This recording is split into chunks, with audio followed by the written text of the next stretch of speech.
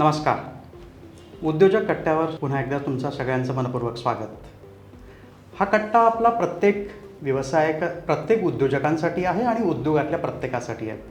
उद्योग क्षेत्रात चालणारे बदल, होणारे बदल, नवीन येणारं तंत्रज्ञान या सगळ्यांची चर्चा आपण उद्योजक कट्ट्यावर करतो. त्याच्यासाठी एक नवीन पाहुणा बोलवतो, त्याच्याकडनं पण खूप साऱ्या टिप्स तुम्हाला मिळाव्यात, त्यांच्या लर्निंगचा तुम्हाला फायदा व्हावा, हाच आपला याच्यातनं उद्देश आहे. आणि आज आपल्या कट्ट्यावर आहे ध्रुव पाकणीकर. ध्रुवची खरी ओळख म्हणजे तो इतकं भन्नाट काम करतो, तो जो काही बोलणार आहे त्यातनंच खरी तुमची ओळख त्याची होणार आहे. त्यामुळं चर्चेला सुरुवात करण्यापूर्वी फक्त एक जे आपले व्हेन्यू पार्टनर आहेत गोखले इन्स्टिट्यूट, आणि हा व्हिडिओ पार्टनर आहे मनशांती चाय बार. तर नमस्कार ध्रुव. नमस्कार सर. उद्योजक कट्ट्यावर स्वागत. Yes, thank you. यशस्वी उद्योजकमध्ये पण तुझी आम्ही स्टोरी केली होती, तेव्हा तुझं प्रोफाईल वाचताना एवढं भन्नाट तू काम करतो आहेस, इम्पॅक्ट डिझायनिंग, आणि तुझे म्हणजे एक एक क्लायंट, आता तू ते सांगणारच आहेस, ऐकलं आहे की आणि पुण्यात राहून तो एवढं भन्नाट काम करतो आहे. तर हे इम्पॅक्ट डिझायनिंग म्हणजे नेमकं काय आणि तू नेमकं करतोस काय? सो पहिले आपण इम्पॅक्ट डिझाईनबद्दल बोलूया. अनफॉर्च्युनेटली डिझाईन या शब्दाची ओळख ही खूप आपल्याकडे भारतात खूप लोकांना नाही आहे. आणि त्याहून काय होतं की डिझाईन कॉलेजेसमध्ये काही शिक्षक असतील किंवा काही डिझाईन मोठे मोठे प्रोफेशनल्स पण आहेत, ते डिसिप्लिनाइज केलं आहे डिझाईनला त्यांनी. म्हणजे इंटिरियर डिझाईन किंवा फॅशन डिझाईन किंवा for that matter product design, graphic design, ह्याला एक वेगळं डिसिप्लिनाइज केलं आहे. पण design as a holistic approach towards a life or towards a business हा अजून मांडत नाही आहे कोणी. सो डिझाईन म्हणजे काय नक्की? तर डिझाईन एकदम छोट्या ह्याच्यात सांगायचं झालं तर design is basically science and art together. Okay. आणि त्याच्यातलं महत्त्वाची गोष्ट अशी की डिझाईन जेव्हा आपण करतो तेव्हा आपण दुसऱ्यासाठी करतो. आर्ट जेव्हा आपण करतो तेव्हा स्वतःसाठी करतो, पण डिझाईन आपण करतो तेव्हा दुसऱ्यासाठी करतो.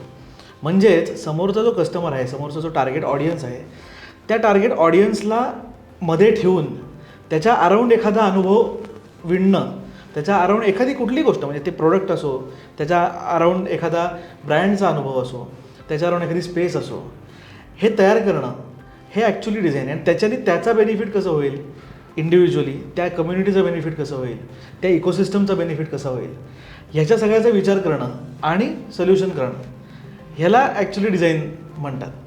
सो आपल्याकडे इंटरप्रिटेशन काय असतं की ॲस्थेटिक आहे काहीतरी, म्हणजे एक फक्त चांगलं दिसणारी गोष्ट हे डिझाईन आहे, किंवा डिझाईन कर म्हटल्यावरती पॅटर्न्स आपल्याकडे लोक करायला लागतात की अरे याला काहीतरी डिझाईन लावणं. सो तसं नसून त्याच्यातनं जो इम्पॅक्ट तयार होतो छोट्या छोट्या गोष्टींमधनं, म्हणजे आता ॲपलसारखी जर कंपनी बघायची झाली तर त्यांच्या इतक्या छोट्या गोष्टींमधनं आपल्याला आपल्या दैनंदिन अनुभवात इतका फरक पडतो. तो जो फरक आहे तो ॲक्च्युली त्या डिझाईनमुळे पॉसिबल झाला आहे. सो बेसिकली डिझाईनमुळे जो इम्पॅक्ट होतो तो इम्पॅक्ट करून देणं कुठल्याही गोष्टीतनं, याला इम्पॅक्ट डिझाईन असं म्हणतो. ही नवीनच टर्म आहे, ही काय असं पुस्तकी टर्म नाही आहे, पण त्याच्याने तो इम्पॅक्ट होतो हे जगाला सांगायचं आहे मला, आणि हेच माझं आयुष्याचं तसं ध्येय आहे. त्यामुळे त्या अनुषंगाने हे इम्पॅक्ट डिझाईन आणि या सगळ्या गोष्टी आता त्याच्यामध्ये करतो. इम्पॅक्ट डिझाईन हे फक्त असं वाटतं आता मला की मोठ्या व्यावसायिकांसाठीच आहे का, किंवा मोठ्या बिझनेसेससाठीच आहे का? म्हणजे एखादी वस्तू सुंदर दिसणं म्हणजेच त्याचं डिझाईन करणं असतं, म्हणजे छोट्या व्यावसायिकांनी आपण याचा कसा फायदा होतो किंवा होईल, तू काय सांगतोस? सो आपण जेव्हा वस्तू म्हणतो तेव्हा वस्तूमध्ये दोन खूप महत्त्वाचे भाग असतात, फॉर्म आणि फंक्शन.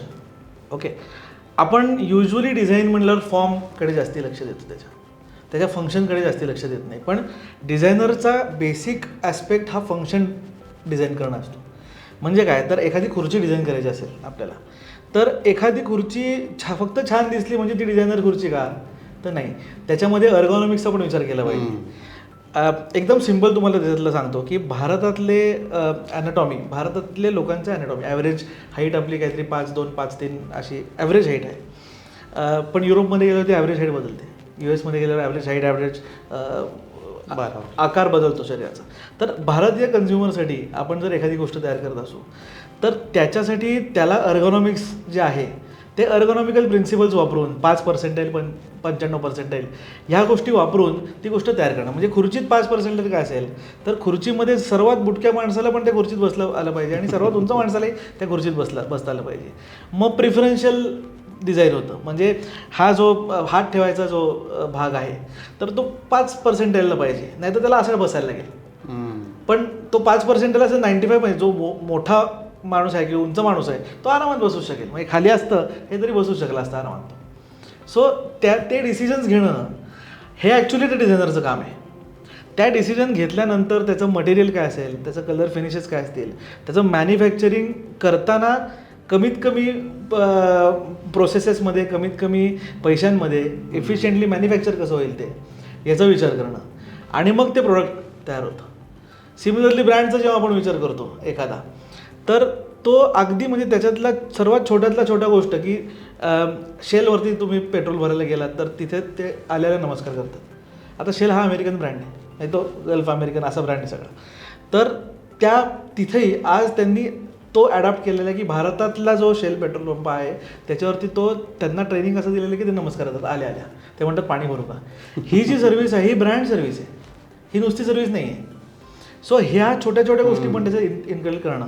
आता तुमच्या प्रश्नाकडे येतं की हे मोठ्या फक्त स्केलवरच्या कंपनीजला ॲपल शेलसारख्या कंपनीजला आहे का, तर नाही.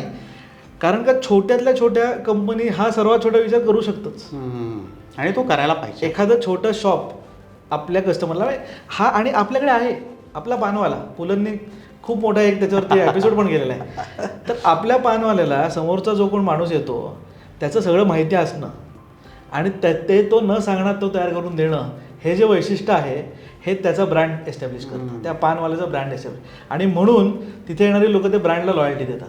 बरोबर, अगदी हे एक्झॅक्ट. आता पानवाल्याचं एक शॉप आहे, त्याचा कस्टमर त्या एरियातला कस्टमर आहे. तो कस्टमर हा युजली 80% कस्टमर हा कायम कस्टमर आहे, काय म्हणतात त्याला आपला रिकरिंग कस्टमर आहे. सो त्या मॉडेलवरती ते काम करतात. सो हेच सगळं ॲडॅप्टेशन मोठ्या कंपनीजमध्ये करतात. आणि आज ॲक्च्युली मोठ्या कंपनीज छोट्या अशा केस स्टडीज बघतायत की कसं कस्टमर रिलेशनशिप, कशी कस्टमर लॉयल्टी बिल्ड करायला पाहिजे.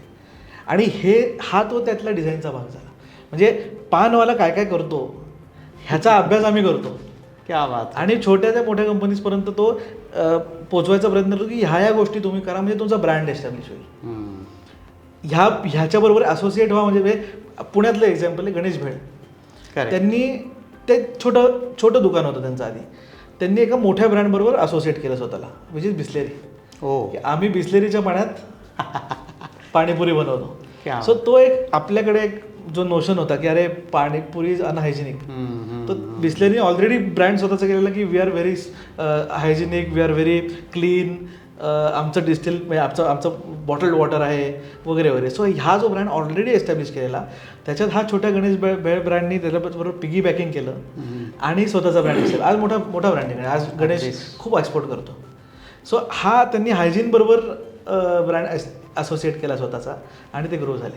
सो बेसिकली डिझाईन आणि डिझाईन थिंकिंग जे सगळे पॅरामीटर्स आहेत हे सगळे छोट्या छोट्या लेवललाही लेवलला पण काम करतात आणि मोठ्या लेवलला पण काम करतात. So to answer your question, सगळीकडे ते आहे आणि इम्पॅक्ट सगळीकडे आहे. बरोबर. आपण त्यातनं काय घेतो आणि कसं ते इम्प्लिमेंट करतो हे खूप त्याच्यात महत्त्वाचं असतं. ध्रुव, वयाच्या तिशीतच जे काम केलं आहे की म्हणजे अनेकांना करिअर सुरू होतं तिशीत आणि तू म्हणजे जगभरात तुझे ऑफिसेस आहेत, मर्सिडीज असो की लॅम्बॉर्गिनी असो की आणखी रिलायन्स असो, हे तुझे क्लायंट आहेत. हे कसं जमवलं तू? म्हणजे पुणे तू US टू हाय, पुन्हा परत पुणे, हा कसा आहे तुझा प्रवास? माझा तो प्रवास ॲक्च्युली शाळेपासून चालू होतो माझ्या. सो मी ज्ञानप्रबोधिनीमध्ये होतो आणि ज्ञानप्रबोधिनीमध्ये आम्हाला वेगवेगळ्या चॅलेंजेस घेऊन त्याच्यावरती काम करणं शिकवलं. विवेक पोंक्षे नावाचे माझे प्रिन्सिपल होते तेव्हा आणि त्याच्याबरोबर अनेक चांगले शिक्षक मला आत्तापर्यंत टचवूड लाभले आणि त्याच्यामुळे एक वेगळा पर्स्पेक्टिव्ह तयार झाला. ओव्हरऑल एखाद्या गोष्टीकडे बघण्याचा, एखाद्या दृष्टिकोन एक असण्याचा वेगवेगळे पर्स्पेक्टिव्ह तयार झाले त्याच्यामुळे.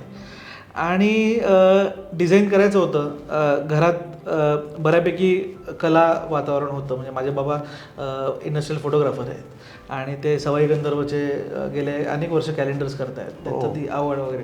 सो एक तो कला असल्याचा भाग होता. आई न्यूक्लिअर फिजिक्समध्ये MSc आहे, त्यामुळे सायन्सचा एक भाग होता. सो इव्हेंच्युअली आर्ट आणि सायन्स आर्ट आणि सायन्स एकत्र तिथे झालं आणि मला डिझाईनमध्ये इंटरेस्ट निर्माण झाला. पहिले आर्किटेक्चर करायचं होतं, त्याच्यामध्ये ऑलरेडी इंटरेस्ट होता, खूप प्रचंड इंटरेस्ट होता. आणि मला ते डिझाईन कॉलेज जेव्हा लक्षात आलं, MIT नावाचं डिझाईन कॉलेज आहे, सो तिथे गेल्यावरती मला एक वेगळं जग दिसलं. म्हणजे अगदी छोट्या छोट्या गोष्टींपासून ते मोठ्या स्केलवरच्या गोष्टींपर्यंत अगदी वेगळंच जग कळायला लागलं. आणि तिथे धीमन पांचाळ असो, संजय जैन असो, हे सगळे शिक्षक तिथे मला मिळाले आणि त्याच्यामुळे अजून एक वेगळा पर्स्पेक्टिव्ह तयार झाला. तिथे जाताना मला एक इंटरेस्टिंगली हे हवं होतं की मला बाहेरच्या देशात जाऊन ॲक्च्युली बघायचं होतं की तिथे कसं काम करतात किंवा ते का प्रगत आहेत किंवा ते जे विचार करतात ते का विचार करतात. तर MITमध्ये एक ट्विनिंगचा प्रोग्राम होता. फ्रान्समध्ये स्ट्रॅट इक्वल डिझाईन म्हणून पॅरिसमध्ये एक संस्था आहे. सो इथे पैसे भरा आणि तिकडे शिका, असं ते होतं. सो त्यामुळे मी घरी पटवू शकलो की बाबा हे बघा असं करायचं आहे आपल्याला. तर मी ऑफकोर्स सिलेक्शन झालं तर, आणि दरवर्षी एकच कोणतरी 1 किंवा 2 लोकं सिलेक्ट व्हायची. सो त्या दृष्टिकोनातून खूप तयारी कसरत केली आणि तो झालं सिलेक्शन. आणि मग मी फ्रान्सला गेलो. फ्रान्सला गेल्यावर असं लक्षात आलं की आपला जो एक न्यूनगंड होता की अरे आपण साध्या देशातनं आलो आहे हे, तर तो एक निघून गेला त्याच्यातनं. आणि तिथे गेल्यावर लक्षात आलं की ही सगळी आपल्यासारखी लोक आहेत. आणि तो एक वेगळा ॲटिट्यूड तयार झाला किंवा वेगळा एक आत्मविश्वास तयार झाला, ज्यांनी मी एका करीम रशीद नावाच्या डिझायनरकडे ॲप्लिकेशन केलं. म्हणजे एकच फक्त की क्रिकेटमधला जसा सचिन तेंडुलकर आहे आपण म्हणतो, तसं डिझाईन क्षेत्रातला करीम रशीद हा बाप माणूस. येस. सो जगातला one of the best designer, म्हणजे टाईम मॅगझिननी 2009मध्ये त्याला जगातला बेस्ट मोस्ट इन्फ्लुएन्शियल डिझायनर असं किताब दिला होता. आणि त्याच्याकडे मी म्हटलं आपल्याला काय जातं, आपलं there is nothing to lose. So मी ॲप्लिकेशन केलं आणि त्यांच्याकडनं मेल आला की you have been selected and तू USला एक आम्हाला. पण तू हिंमत कशी केली डायरेक्ट त्याच्याकडे ॲप्लिकेशन करण्याची? हीच सगळी हिंमत या सगळ्या अनुभवातून आली की काहीच नाही ना, the only thing was to apply or not. हा जो एकच चॉईस असतो आपल्याकडे. आपण आपल्यालाच 10 गोष्टी विचारतो, आपण ओव्हरथिंक करतो की आपण करायचं का नाही करायचं, काय होईल केलं तर, नाही म्हटलं तर काय होईल, आपली निराशा होईल उद्या. हा सगळा विचार न करता करून टाकलं, जे होईल ते, जो उगाच देखा जायगा.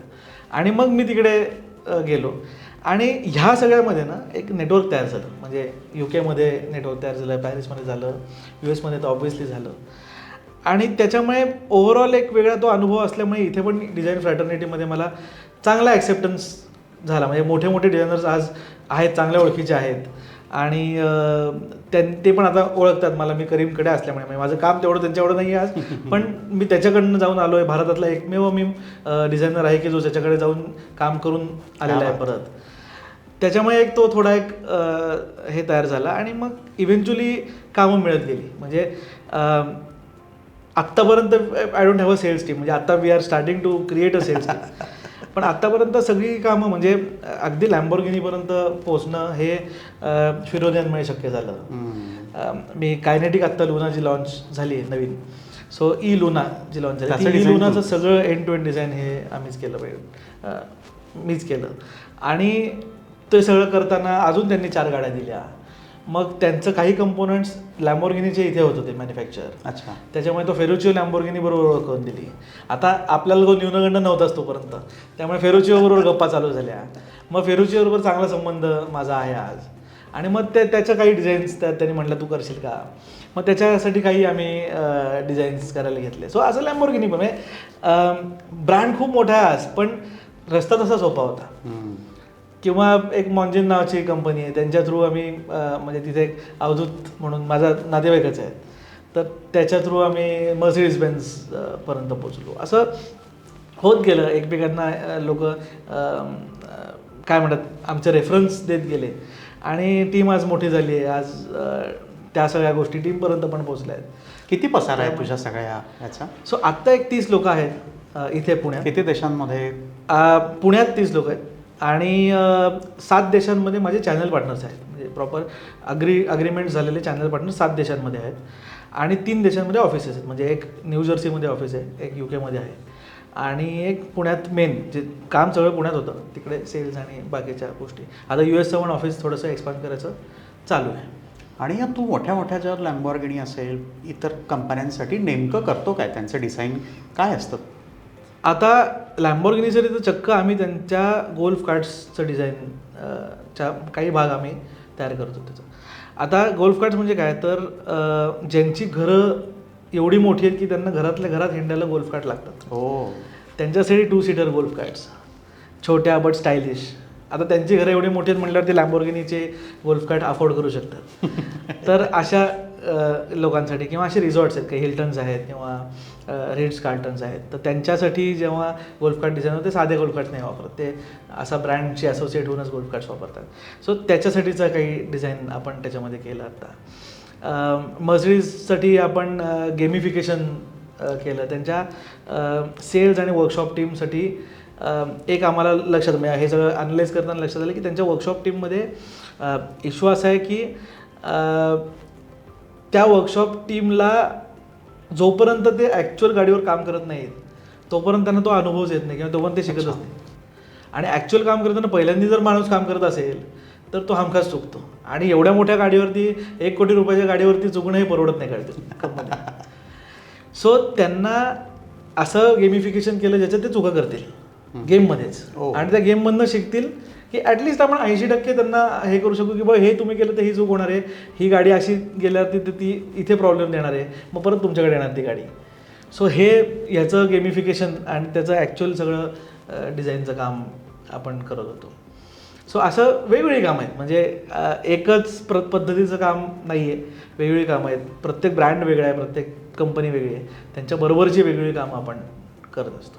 म्हणजे तू अमेरिकेत असताना शिकून MITमधनं सगळं होऊन तू कुठेतरी मोठ्या फर्ममध्ये किंवा चांगल्या मोठ्या पदावर जाऊन तू काम करू शकला असतास तिकडे, पण एवढं असताना पुन्हा भारतात यायचं, पुण्यात यायचं आणि हे ज्यांना काहीच माहिती नाही मार्केटला, आणि पुन्हा आपलं मार्केट म्हणजे कमी पैशामध्ये चांगलं काम तुम्हाला हवं असतं, ही हिंमत तू कशी केलीस? ॲक्च्युली हे सगळं माहिती नव्हतं म्हणून ही हिंमत केली गेली. पण खूप आधीपासून मला स्वतःचा व्यवसाय चालू करायचा होता. म्हणजे अगदी 6वी-7वीपासून मला स्वतःचाच व्यवसाय चालू करायचा होता, एवढं नक्की होतं. आणि बाबाला बघत होतो लहानपणापासून, काकांना बघत होतो. सो ते नक्की होतं की बाबा आपण जे काय करायचं ते आपापलं करायचं. एक त्याच्यामध्ये अजून एक हे होतं की आपण स्वतः फक्त एकटं नाही करायचं, तर आपल्याकडे टीम पाहिजे. म्हणजे उद्या आपण नसलो, आपण 20 दिवस उद्या नसलो, सुट्टीवर असलो, तर कामं चालू राहिली पाहिजेत, पैसे मिळत राहिले पाहिजेत. सो हा एक ॲस्पेक्ट बिझनेस चालू करायचा होता.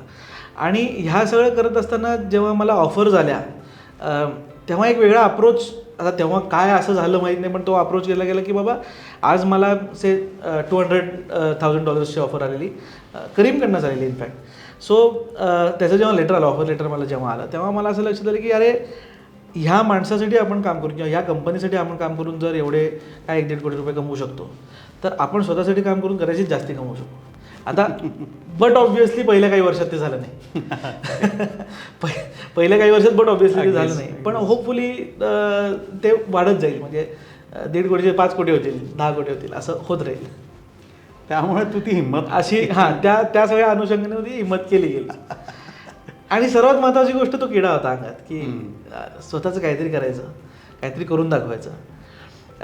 आणि अजून एक असं त्याच्यातला इम्पॅक्ट, म्हणजे त्याला ट्रिगर काय झालं, हा विचार होताच, म्हणजे असं विचार नव्हता असेल पण विचार होताच, पण त्याला ट्रिगर अशाने झालं की तेव्हा माझ्या आईचं इथे डायलिसिस चालू झालं होतं. म्हणजे जस्ट वर्जवरती होतं चालवण्याच्या, त्यामुळे तिला त्रास पण होत होता. मग असं झालं की माझा भाऊ आहे तो स्पास्टिक आहे, सो बाबांवरती तर तेल एक लोड होतं. सो तेव्हा असं एक तो विचार पण येऊन गेला की अरे आपण आज नाही गेलो तर म्हणजे हे आपण पैसे तर कमवू पण तिथे आज गरज आहे आपली. म्हणून मग एक तो ॲस्पेक्ट केला गेला की बाबा आपण जाऊ, परत फॅमिली आहे महत्त्वाचं आहे, या सगळ्या गोष्टी. आणि ॲट द एंड हे सगळं करताना मला लक्षात आलं की फॅमिली खरंच इम्पॉर्टंट असते आणि आपल्याकडे ती आज संस्था आहे एवढी मोठी, तर व्हाय नॉट लेव्हरेज इट. आणि दुसरी गोष्ट अशी होती की इंडिया पण तेवढं ग्रो होत होतं. म्हणजे 14मध्ये मी जेव्हा पहिल्यांदा पॅरिसला गेलो, लँड झालो, त्याच्यानंतर मी जस्ट इलेक्शन झालेलं आणि तिकडचं वातावरण मला एक वेगळं वाटलं की अरे हे तुमच्याकडे आता सगळं बदलणार वगैरे. ही लोकं मला सांगायला लागली की कदाचित बरं आता जे काय भारतात होत असेल ते होत असेल, मी काय पॉलिटिकल हे करत नाही ते, पण ॲटलिस्ट बाहेर तरी हा तयार झाला की India is changing now. So ते मला एक तिथं पण जाणवलं, US मध्ये पण जाणवलं मला ते. आणि मग तो एक विश्वास होता की इंडिया बदलते. आणि मग तो एक असे 3-4 मुद्दे त्याच्यात झाले की परत आलो, चालू केलं. अगदी चालू केल्यावरती मला माहीत नसताना लोकांमुळे इथे मला पहिलं ग्रीटिंग कार्ड बनवायला सांगितलं एकाने. $200 दिले त्यांनी मला. सो अगदी अगदी $200 ही तुझी म्हणजे काय म्हणतो त्याला आपण तशी तशी इथे आल्यावरती सुरुवात $200 झाली. हा तू जसं म्हणालास की मला बिझनेसचा किडा होता मला आणि ते मी केलं. भारतात पण आता ही स्टार्टअपची बूम आहे. खूप मुलांच्या मनात हा किडा असतो, पण ते किडा असणं आणि ते प्रत्यक्षात आणणं याच्यामध्ये खूप मोठा एक प्रवास असतो. बरोबर. तर हा सगळा प्रवास करताना त्या मुलांनी काय काळजी घेतली पाहिजे, तुझ्या अनुभवातून तो काय सांगणार? बरं. सो आता मी जेव्हा मला एक 7-8 वर्ष 10 वर्षापूर्वीचं बघतो की मी काय आपण आपल्या एक डोक्यात काहीतरी असतं, म्हणजे आपल्या डोक्यात एक वेगळंच व्हर्जन असतं, स्वतःचं एक वेगळं व्हर्जन असतं, जगाचं एक वेगळं व्हर्जन असतं. आणि त्या व्हर्जननुसार आपण काहीतरी विचार करत असतो आणि आपल्याला प्रत्येक आयडियाही चांगलीच आयडिया वाटायला लागते. प्रत्येक आयडिया $1 बिलियन आयडिया वाटायला लागते. आणि त्या ज्या आयडियाज असतात त्या ॲक्च्युली असू शकतात, म्हणजे असं नाही की नसू शकतात. पण त्याला पेरिफेरी हळूहळू करत बिल्डअप करत नेणं, ही जी प्रोसेस आहे, ही प्रोसेस त्याच्यामध्ये पहिली गोष्ट आवडली पाहिजे आपल्याला. म्हणजे आपण आज काम करायला लागलो आहे की मला लगेच उद्या रिझल्ट्स मिळतील, मला परवा पैसे मिळतील, मी परवा लॅम्बोर्गिनीने हिंडीन. हे जे ही जी अपेक्षा आहे, ही अपेक्षा चुकीची. 6-7 वर्षांनी ते केलंच जे मला पहिल्या वर्षीच करायचं होतं. पण तो जो त्याला वेळ द्यायला लागतो, तो जे त्याला हार्नेसिंग करायला लागतं, जेवढं त्या प्रोसेसमध्ये जर मजा यायला लागली तुम्हाला, तर तुम्ही ॲक्च्युली ते सगळं चांगलं जगू शकता सुरुवातीला. ऑफकोर्स नंतरचा वेगळा भाग येतो, तो सेकंड ऑर्बिटचा नंतर वेगळा भाग येतो. पण हा एक पहिला गोष्ट असली पाहिजे कोणाच्याही मनात की एक आयडिया आहे माझ्याबरोबर 2 लोक काम करायला पण आहेत बरोबर आज, पण त्या आयडियाला वाहून देण्याची माझी क्षमता आहे का, माझी तयारी आहे का. आणि त्या आयडियाबरोबर बाकीचे त्याला जे पेरिफेरल गोष्टी येतील. म्हणजे सुरुवातीला मी कॉफी प्यायलाही नाही म्हणायचो लोकांना, कारण का मला असं वाटतं की अरे $100 कॉफी प्यायचे लोक, आणि असं व्हायचं की नाही आपण ऑफिसवर बसून $6-7 कॉफी रोज मागवतो तर ती बरी. बरोबर. मग असं कधी व्हायचं, मित्र तर तेव्हा जॉबवरती असायचे, त्याच्यामुळे त्यांना तर पैसे मिळालेले असायचे. तेव्हा म्हणायचो की या ऑफिसवर येऊन माझ्या कॉफी 15-20 रुपये जातील पण 20 रुपयात काम होईल आपलं. अशा दृष्टिकोनात पण खूप झाल्या गोष्टी. मग सुरुवातीला अगदी 5-5 म्हणजे मला अजून आठवतं की ते $8 पतंजलीचं बिस्किट यायचं, ते दिवसाला 2 दिवसाला एक असं 4-4 त्याच्यातली बिस्किटं खायचे. बरं अशा गोष्टी तर त्याच्यातली जी मजा घेता येते ना त्याला, ते बिल्ड होऊ शकतं पुढे. आणि ह्या सगळ्या दृष्टिकोनातून अजून एक महत्त्वाचा त्याच्यातला पैलू असा की तुम्हाला पिव्हट करता आलं पाहिजे कुठलाही बिझनेसनं. मला लक्षात आलं की पिव्हट होऊन होतो. माझी आज पहिल्या दिवसाला एखादी XYZ आयडिया आहे आणि ती आयडिया मी शेवटच्या दिवशीपर्यंत नसते, ती आयडिया पिव्हट होत जाते. ते जे पिव्हट करू शकतात राईट डायरेक्शनमध्ये, थांबू शकतात बरोबर वेळेला की मला हे करायचं ते करायचं पण ह्याच्यात नाही होते किंवा ह्याच्यात कस्टमरला सॅटिस्फॅक्टरी गोष्ट नाही आहे, तर आपण ही पिव्हट करूयात. आणि हे जे पिव्हटिंग आहे ह्याच्याने तो बिझनेस बिल्ड होत जातो. आणि मग तुम्हाला इव्हेंच्युअली कळत जातं की कोणीच स्टीव्ह जॉब्सनी कदाचित पहिल्या दिवशी ठरवलं नसेल की मला एवढी मोठी कंपनी, मला आयपॉडसारखे आयफोनसारखे प्रोडक्ट्स करायचे आहेत. त्यांनी पहिल्या दिवशी तर मला एक वेगळा PC करायचा आहे ज्याच्यामध्ये कीबोर्ड आणि माऊस पण तेव्हा नव्हता इनफॅक्ट. बरं. सो तो जो पहिल्या दिवशीचा विचार आहे की हे करायचं आहे, त्याच्यानंतरचा जो प्रवास आहे तो प्रवास झेलणं आणि नंतर ते पिव्हट करत नेणं कन्स्ट्रक्टिव्हली, हे सर्वात महत्त्वाचे ते सुरुवातीच्या काही ह्याच्यात आहेत. आणि ह्या सगळ्याचा पाया हा पेशन्स आहे. पेशन्स असल्याशिवाय त्याच्याशिवाय काहीच होऊ शकत नाही. म्हणजे तुम्ही पेशंट नसाल, तुम्हाला लगेच पुढच्या दिवशी रिझल्ट हवे असतील तर व्यवसाय करणं हे खूप अवघड जातं. म्हणजे तेच आत्ताच्या मुलांमध्ये ते खूप पेशन्स हा कमी असतो. आपल्याला रिझल्ट लगेच पाहिजे असतो आणि फेल्युअर आलं की आपण लगेच डिस्करेज होतो. किंवा आपल्याकडे पण असतं की एखादा फेल्युअर आला की लगेच त्याच्यावर शिक्का मारला जातो की हा फेल्युअर आहे किंवा हे आहे. तर तुला पण तुझा हा प्रवास तू सांगतोस हा नक्कीच एवढा सोपा नसेल, अनेक तुला चढउतारातून जावं लागलं असेल. तर याला तू सामोरे कसं केलंस? सो आत्तापर्यंत मी साधारणपणे 4 ते 5 कंपन्या बंद केल्या आहेत. हो हां, त्या फेल्युअर पण खरं म्हणजे बोललं पाहिजे. एक्झॅक्टली. जरा त्याच्याबद्दल जास्तच तू सांगितलंस थोडं. येस. सो पहिली कंपनी मी जी बंद केली ती परफ्युम्सची कंपनी होती. मला परफ्युम्स टू डिझाईन. सो असं होतं की मी डिझाईन करीन त्याच्या बॉटल्स आणि या सगळ्या गोष्टी. अच्छा. 4 पार्टनर्स होते आणि आम्ही परफ्युम्स तयार करू आणि आम्ही परफ्युम्सचं बिझनेस करू असं होतं. 1-1.5 वर्ष बरेच पैसे त्याच्यात इन्व्हेस्ट केले गेले, कष्ट इन्व्हेस्ट केले गेले आणि 1-1.5 वर्षाने आम्हाला लक्षात आलं की आपल्याला ते जमत नाही. ती जी विक्री हे आहे ती आपल्याला जमत नाही. मला B2B पर्सनली मला लक्षात आलं की मला B2B जास्ती जमते. आज बिझनेस टू बिझनेस हा जास्ती मोठा फोर्टे आहे आणि जोपर्यंत तो याच्यात इनपुट होत नाही तोपर्यंत हे करणं बरोबर नाही. आणि मग त्याच्यात किती पैसे होते जे हा पण आहे. सो अशा अनाऊन्समेंट्स केलेल्या, लोकांना परफ्युम्स वाटलेले, इव्हेंट केलेला. सो हे सगळं त्यावेळेला थांबवायला लागलं. फक्त त्या डिसिजनला सर्वात म्हणजे तो that is the first decision that we took of basically stopping something किंवा एखादा बिझनेस बंद करण्यामध्ये तो डिसिजन होता. आणि असं तेव्हा काही खूप पैसे वगैरे पण नव्हते. ते एक बिझनेस जस्ट चालू झालेला, जस्ट त्याच्यातनं पैसे मिळायला लागलेले की मग हा दुसरा केलेला. त्यामुळे तेव्हा हाच विचार होता की अरे आपण इथे आता एवढ्या सगळ्या लोकांना सांगून बसलो आहे, एवढं सगळं करून बसलो आहे, तर आपण हे कसं काय गुंडाळायचं आता.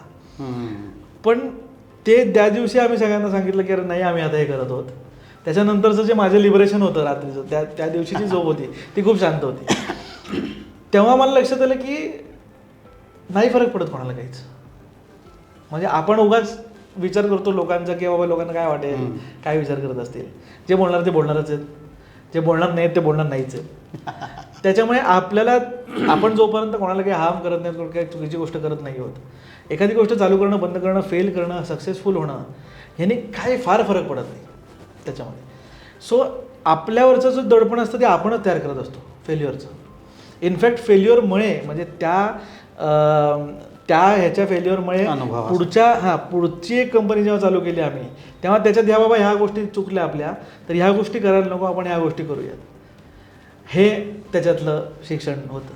ती फेल झाली ती गोष्ट वेगळी, पण ते शिक्षण पुढे कॅरी फॉरवर्ड होतं. आणि at the end of the day आपल्याकडे स्कूलिंग सिस्टीममध्येच हा एक मोठा प्रॉब्लेम आहे की फेल झाला एखादा व्यक्ती किंवा काहीतरी कमी मार्क असतील तर त्याला व्हिलिफाय केलं जातं. आणि हे व्हिलिफिकेशन सर्वात चुकीचं आहे आणि हे बिझनेसमध्ये नाही आहे लकीली. हे जे आता व्यवसाय करणार आहेत त्यांना हे लक्षात येईल की ते जे स्वतःचा ब्रँड तयार करणार आहेत तो ब्रँड येणार आहे पुढे. तो इव्हेंच्युअली येणार आहे, तो हळूहळू येणार आहे, तुला काय पहिल्या दिवशी येणार नाही आहे. पण त्याच्यात त्यांना अनेक फेल्युअर्स येऊ शकतात, अनेक गोष्टी त्यांना थांबवायला लागू शकतात, पिव्हट करायला लागतात. म्हणून मी पिव्हट हा शब्द वापरला की कदाचित फेल्युअर नसतं, पण बाबा हे नको करायला आपण इथे जाऊयात, ट्रॅक तुम्हाला हे नको करायला इथे जाऊयात, हेही करायला लागतं त्याच्यामध्ये. पण एम्ब्रेस करणं ते फेल्युअर की बाबा हे मी केलेलं आहे, इथं मी करून पाहिलेलं आहे, हे मी चुकलेलो आहे आणि हे मी परत करू शकतो. आणि मग त्याच्यातली ह्या चुका परत चुकू कदाचित, पण मग त्या अजून शिक्षण मिळेल. सो हे शिक्षण म्हणून घेणं फेल्युअर हे सर्वात महत्त्वाचं आहे कोणालाही. आणि तो टॅबू हा हळूहळू इव्हेंच्युअली जाईल. म्हणजे इवन बँक्रप्सीसारख्या गोष्टीला खूप टॅबू आहे आपल्याकडे किंवा, पण इट इज अ टूल. म्हणजे मोदींचं मध्ये एक भाषण होतं बँक्रप्सीबद्दल की it is a tool for businessman to actually start afresh. It is a tool आणि you can start again. So त्या बाबतीत बघायचं झालं तर त्या बाबतीत 4-5 कंपन्या मी म्हटलं तसं बंद केलेल्या आहेत. फेल्युअर्स तशी खूप आहेत. म्हणजे डॉमिनिक्समध्ये जी मेन सुरुवात केलेली कंपनी आहे त्याच्यामध्ये पण अशा अनेक प्रोजेक्ट्स फेल झाले, अनेक लोकांच्या शिव्या खाल्ल्या, काही लोकांची माफी पण मागितली, काही लोकांना परत आम्ही अप्रोच करून ते काम करेक्ट करायचा पण प्रयत्न केला, काही लोकांनी परत भाव पण नाही दिला. सो हे पण झालेलं आहे सगळं. म्हणजे हे होणार आहे सगळं.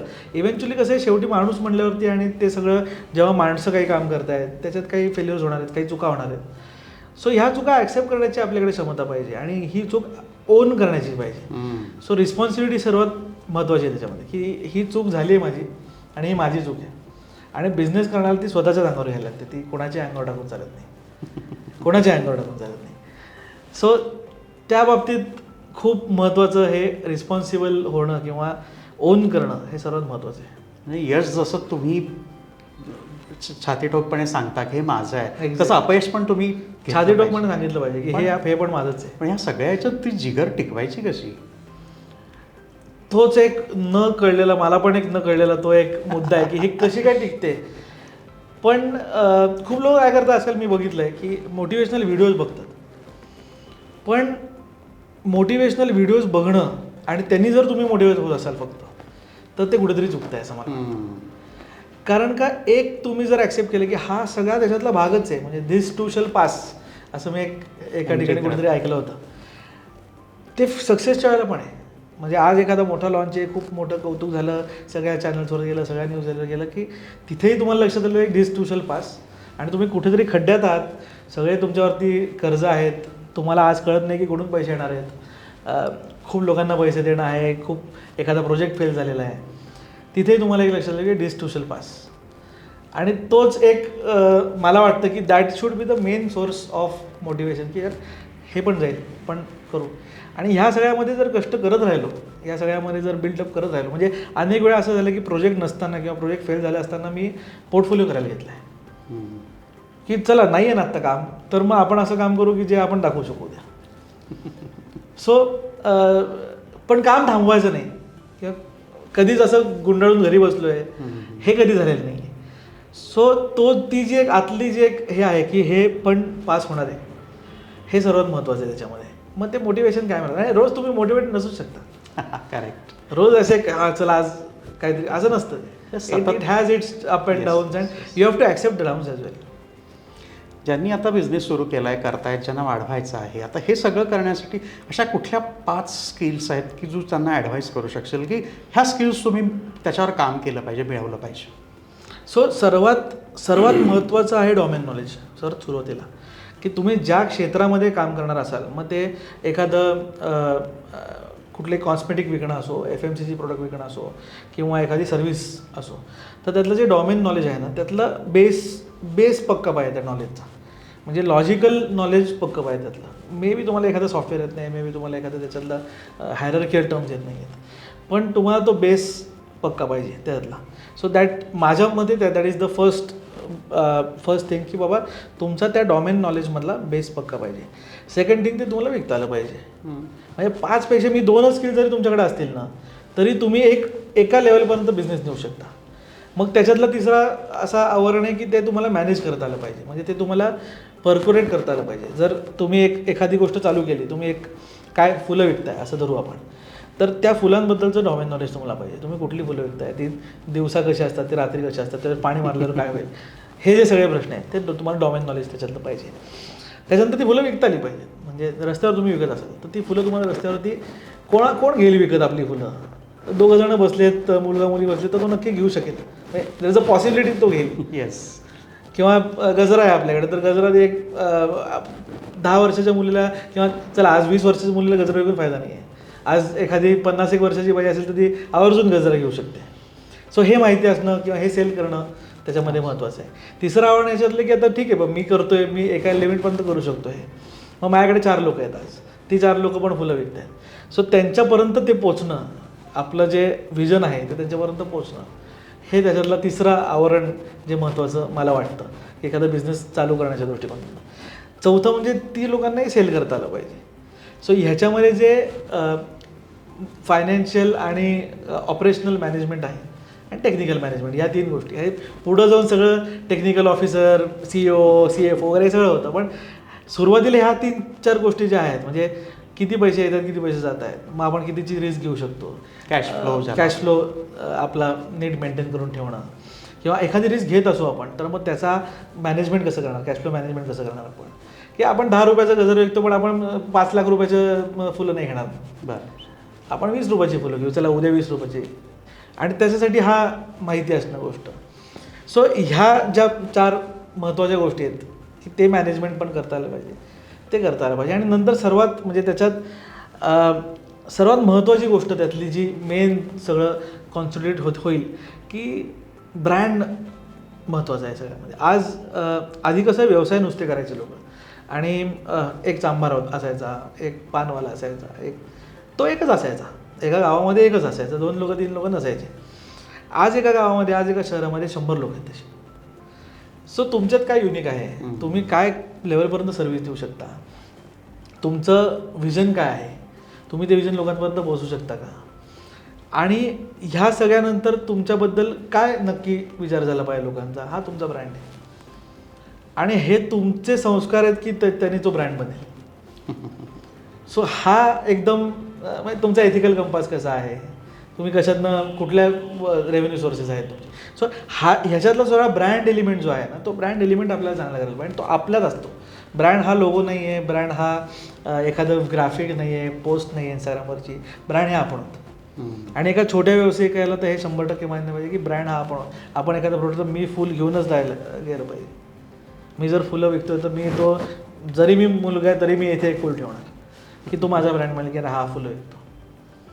सो तो ब्रँड असणं महत्त्वाचं आहे. हे 5 मुद्दे तुम्ही म्हटलात तसे मला महत्त्वाचे वाटतात. एक प्रश्न दुसरा की आता प्रचंड वेगानं सगळंच बिझनेस फील्ड आणि हे वाढतं आहे, तर डिझायनिंगच्या क्षेत्रात ज्यांना यायचं आहे किंवा काय संधी आहेत पुढच्या काही वर्षात? ॲक्च्युली जे आर्किटेक्चर आणि डिझायनिंग हे कसं वेगळं आहे किंवा जोड त्याची देता येऊ शकते का, ॲज अ बिझनेस म्हणून काय नवीन मुलांना करता येऊ शकतं? सो आर्किटेक्चर आणि डिझाईन याचा जो बेस लाईन आहे ना, डिझाईन थिंकिंग ही सेम आहे. जे म्हणजे आउटरीचेस आहेत, म्हणजे आर्किटेक्चरचे सॉफ्टवेअर्स वेगळे आहेत, आर्किटेक्चरचं शिक्षण वेगळं आहे, आर्किटेक्चरला जी थेरी शिकवली जाते ती वेगळी आहे. एखादं स्ट्रक्चर कसं उभं राहतं आणि त्या स्ट्रक्चर, त्याच्यावरचं लोड, त्याच्यावरचा बाकीचं वर्क, त्याच्यामधलं डिझाईन, मग कॉर्पोरेशन किंवा त्या म्युनिसिपल बॉडीचे लॉज ते कसे इन्क्लूड करायचे, हे सगळं आर्किटेक्चरमध्ये शिकवलं जातं बेसिकली. आणि डिझाईन हे वेगळे, त्याच्यात अगेन वेगवेगळे क्षेत्र आहेतच, काही असं नाही. ऑफकोर्स ते डिसिप्लिनाइज केलेलं आहे शिक्षणाच्या दृष्टिकोनातनं. तर शिक्षणाच्या दृष्टिकोनातनं आज हे नक्की आहे की डिझाईन हे प्रत्येक कंपनी, प्रत्येक गव्हर्नमेंट हे अडॉप्ट करते. आज आपलं इंडियन गव्हर्नमेंट पण डिझाईन आणि डिझाईन थिंकिंगला खूप सिरियसली घेते. बाहेरच्या देशातले गव्हर्नमेंट घेतातच आहेत ऑब्व्हियसली. आणि 2-3 वर्षापूर्वी मॅकेन्झीचा एक रिपोर्ट आलेला की having a design thinker on the board of a company will make that companies revenue 2x. हो, असा मॅकेन्झीचा रिपोर्ट आहे. आता हा काय आहे, कारण का तो डिझायनर जो असतो किंवा तो डिझाईनचा जो माणूस असतो त्याला कस्टमर माहिती असतो आणि तो कस्टमर ड्रिव्हन आणतो. ते बोर्ड तो कस्टमर ड्रिव्हन आणतो. सो आज कॉर्पोरेट्समध्ये आणि मोठ्या मोठ्या कंपन्यांमध्ये पण ना डिझायनर्सना खूप व्हॅल्यू आहे. आणि मला असं वाटतं पर्सनली की ह्या सगळ्या छोट्या कंपन्यांनी पण ना डिझाईन हे एक इन्व्हेस्टमेंट म्हणून बघितलं पाहिजे डिझाईनकडे. आपण खूप वेळा भारतातल्या कंपन्या एस्पेशली डिझाईन हा एलिमेंट हा एक्सपेन्स म्हणून बघतो. आणि खर्च करायचा असेल तर माझ्याकडे येतात लोक, चला हे माझ्यासाठी चांगलं आहे, पण हा एक इन्व्हेस्टमेंट म्हणून बघणारी लोक हे आपल्याकडे तयार झाली पाहिजेत. ती तयार झाली आपल्याकडे तर आपण actually as a business hub Bharat खूप वेगळा होईल. तो नेहमी म्हणतो डिझाईन करताना तसा इम्पॅक्ट डिझायनरच त्याच्यावर जास्त फोकस देत असतो. असं काय तुला आठवणी सांगता येईल की तू डिझाईन केलं आणि त्याचा खूप चांगला इम्पॅक्ट, खूप समाधान देणार, एक आठवणीत राहणार असं काहीतरी त्या डिझाईन्स झाल्या तुझ्या? खूप आहे. तू दिव्यांगांसाठी पण काम करतोस? हो. त्याच्यामध्ये आम्ही एक एफिपॅक नावाची कंपनी आहे, त्याच्यासाठी आम्ही एक पॅकेजिंग सिस्टम तयार केली होती. सो हॉस्पिटल्समध्ये साधारणपणे जे ह्याच्यामुळे म्हणजे मिसमेडिकेशनमुळे होणारे जे मृत्यू असतात, तर त्याच्यामध्ये 3 मेन कारणं आहेत की औषध वेळेत न जाणं, औषधाची मात्रा चुकणं आणि औषधाचा डोसाची आदली बदली होणं. या 3 ज्या मेन ॲस्पेक्ट्स आहेत त्याच्यावरती आम्ही काम केलेलं. आणि पॅकेजिंग थ्रू म्हणजे औषधाचं पॅकेजिंगच करताना ते असं पद्धतीने केलं की ज्याच्याने हे 3 गोष्टी होणार नाही. डिजिटलायझेशन केलं त्याच्यामध्ये. सो ह्याच्या ट्रायल टेस्ट आणि हे सगळं रन केल्यावरती आम्हाला लक्षात आलं की जो 33% त्या बाबतीतला जो मृत्यूचा दर होता तो 11%वर आला त्या ग्रेट फोकस ग्रुपवरती. So this is an impact of design. अशा अनेक आहेत, पण हे डिझाईन कॅन सेव्ह लाईव्स असं मी म्हणतो. ते ह्याच्यावर म्हणजे तुमचं नुसतं व्यवसाय पैसे कमावणं हा याच्यातला उद्देश एक असतोच, पण त्याचबरोबर हा माणसांच्या आयुष्यात काहीतरी व्हॅल्यू ॲड करणं हा पण. It's all about the value. It is all about the value.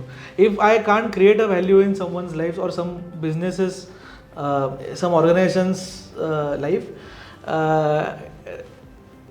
they shouldn't pay money. म्हणजे लोक जितके विचार करतात तितकं हे म्हणजे कोरडं नसतं की हे फक्त गिव्हन टेक असं व्यवहार हा फक्त पैशाचा किंवा असा तसा नसतो. तर त्याच्यामागे हे पण एक मोठं म्हणजे एकदम तुम्हाला एक व्हेरी रिसेंट उदाहरण सांगतो. हां. प्रथमेश म्हणून आता मित्र झाला आहे तो, he is a client. So त्याचा एक कगारू नावाचा ब्रँड आहे. अगेन छोटा प्रथमेश ज्वेलर्स म्हणून त्यांचं खेडमध्ये मोठं ज्वेलरीचा बिझनेस आहे. तर बाणेरमध्ये त्यांनी एक कगारू नावाचं दुकान उघडलं आणि आम्ही एक एक्सरसाइज करतो ज्याच्यामध्ये आम्ही कॉन्टेक्स्ट मॅप करतो. सो कॉन्टेक्स्ट मॅपमध्ये त्याला अनेक प्रश्न असतात. ते अनेक प्रश्न आम्ही क्युरेट करतो, ते त्या माणसाचं त्या बिझनेससाठी क्रिएट करतो आणि ते त्यांना विचारतो आणि ते मॅप करतो. ते करताना असं लक्षात आलं की त्यांना त्यांची जी विजन होती ती त्या ह्याच्या सीमितच नव्हती. त्यांना वेगळं काहीतरी यायचं होतं. म्हणून आज आम्ही एक मार्केट प्लेस तयार करतो आहे फॉर फॅशन ज्वेलरी. तो सगळा म्हणजे आम्हाला जे असाइनमेंट म्हणून ते घ्यायला आलेले आहे ती कंप्लीट बदलली. म्हणजे मी आज एक नॉर्मल डिझाईन स्टुडिओने काय केलं असतं की ठीक आहे तुम्हाला हे हवं आहे ना, हे जरा हे सगळे आमचे डिलिव्हरेबल्स हे घ्या, झालं तुमचं काम. सो तसं न करता ती व्हॅल्यू क्रिएट, आता ही माय क्लायंट फॉर लाईफ, कारण का ती व्हॅल्यू क्रिएट झाली असते त्याच्या. सो असे अनेक लोक आहेत ज्यांच्यासाठी ती व्हॅल्यू क्रिएट केली जाते. कधी कधी खूप महाग पण वाटतं लोकांना हे, पण ती व्हॅल्यू जेव्हा कळते लोकांना तेव्हा ते लक्षात येते की नाही, ह्यामुळे आपण हा खर्च केलेला आहे. आणि जसा आता जे नवीन भारतात बदल होत आहेत, बिझनेस ज्याप्रमाणे वाढत आहेत, तर त्या सगळ्या वातावरणात तर या इम्पॅक्ट डिझाईन आणि या सगळ्या तुझ्या कामाला तर प्रचंड स्कोप आहे. आय होप प्रचंड स्कोप आहे, कारण का अजून तो समाज बनायचा आहे की प्रत्येकाला ते डिझाईनची व्हॅल्यू कळेल. सो आज हे मी पण करतोय कारण का या प्रत्येकापर्यंत नक्की काय व्हॅल्यू आहे डिझाईनची, आणि मग आपण एखाद्या डिझायनरकडे काम देतोय तेव्हा आपण काय एक्सपेक्ट केलं पाहिजे हे महत्त्वाचं आहे. आपण एक लोगो करून दे रे अशी खूप लोक भेटतात मला. आता नाही भेटत फॉर्च्युनेटली, पण आधी खूप लोक की अरे एक लोगो तर करायचं आहे, करून टाकणं पटकन 10 मिनिटात. तसं नसतं ते. म्हणजे ठीक आहे, तो लोगो करणारा जो ग्राफिक डिझायनर त्याचा पण विचार असतो, तो एक वेगळ्या ह्याच्यातनं विचार करत असतो. पण मी तेच म्हणतो, मी त्यांना म्हणतो मी लोगो नाही करणार, मी ब्रँड करेन तुमचा करायचा, मग आपण बघू लोगो वगैरे. सो ओव्हरऑल हा जो अजून जो एक मॅच्युरिटी आहे त्या बिझनेस सेगमेंटमधली, ती अजून हळूहळू होईल ती. पण आत्ता मला एवढंच सांगायचं की तुम्ही काय त्याच्याकडनं एक्सपेक्ट करता हे एक्सपेक्टेशन्स नीट करा, नाही तर ते काय लोगो करणारे खूप लोक आहेत. मला वाटतं अशा आपल्या कार्यक्रमांमधनंच लोकांमध्ये याच्याबद्दलची माहिती होईल. एक्झॅक्टली बोललं पाहिजे, आणि उद्योजक कट्ट्याचाही उद्देश तोच आहे की अशा नवीन नवीन क्षेत्राबद्दलची माहिती तुम्हाला देणं. कारण नुसत्या प्रश्नांची चर्चा न करता त्याच्यावरची उत्तरं पण सांगणं, आणि सगळंच काही आम्हाला माहीत आहे असाही आमचा दावा नाही आहे.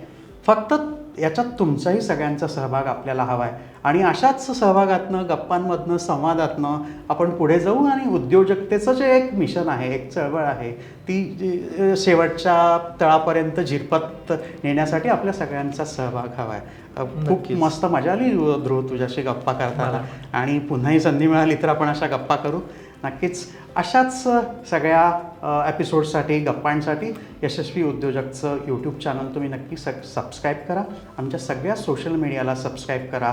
आणि आमचे व्हेन्यू पार्टनर आहेत गोखला इन्स्टिट्यूट, मनशांती चाय बार हे व्हिडिओ पार्टनर आहेत. आणि या सगळ्यांच्या प्रयत्नांमुळं, मदतीमुळंच हा जो गप्पांचा कार्यक्रम आहे हा आम्ही करू शकलो आणि तुमच्यापर्यंत पोहोचू शकलो. पुन्हा भेटूया अशाच एका नव्या पाहुण्यासह, काहीतरी भन्नाट काम करणाऱ्या व्यक्तीसह. धन्यवाद. थँक्यू.